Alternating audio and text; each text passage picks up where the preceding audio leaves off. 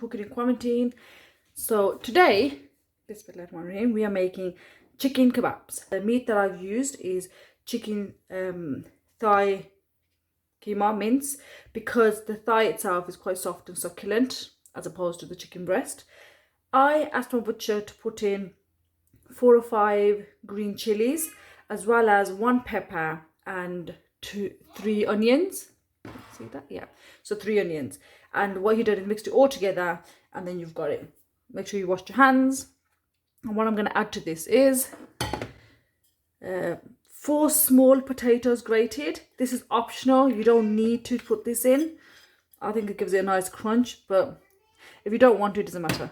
The other thing I add is I've got one bunch of spinach. The reason I add spinach is to make the mixture soft, and the kebabs come out really nice and soft. And I've also added a handful of coriander leaves, popped them in the blender, and then I've just blitzed them together in the food processor. And I add them in. Then I'm adding 1.5 tablespoon of garlic ginger paste. So bismillah. And I'm going to add to it 2.5 to 3 tablespoons of pomegranate powder, 2 to 3 tablespoons of coriander powder, 1 tablespoon of cumin powder, 2 tablespoons of salt, and half a tablespoon of garam masala. And I've added that in. Bismillah. I'm also going to, okay, so I've got 5 chilies in there.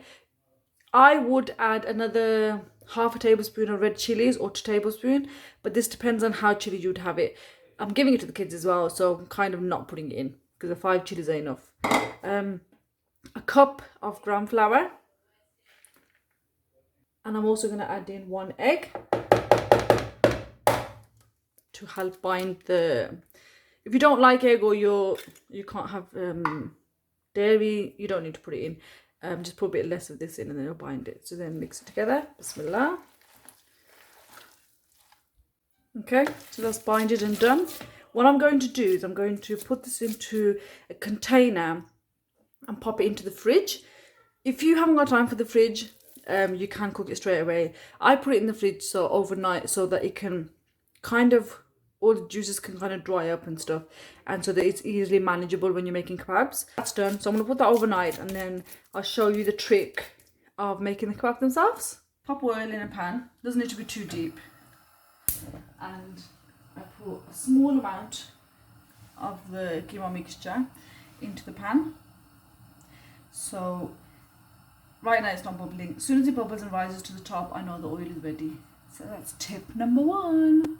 Okay, so second thing, I'm going to show you how I do mine.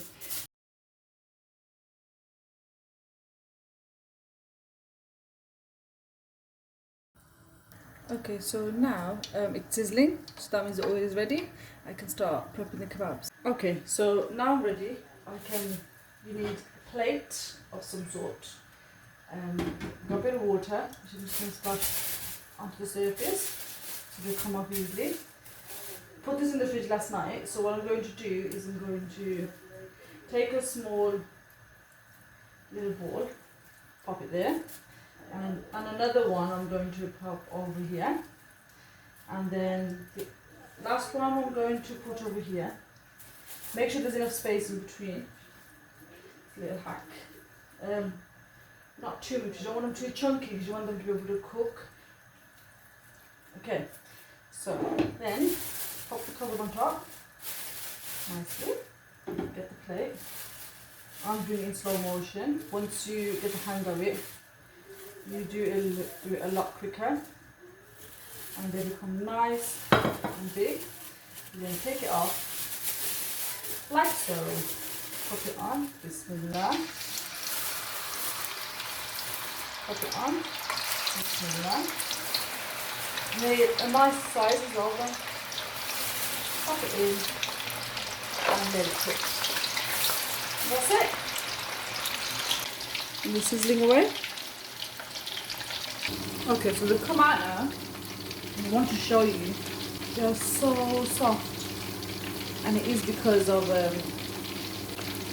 spinach. They're nice and soft.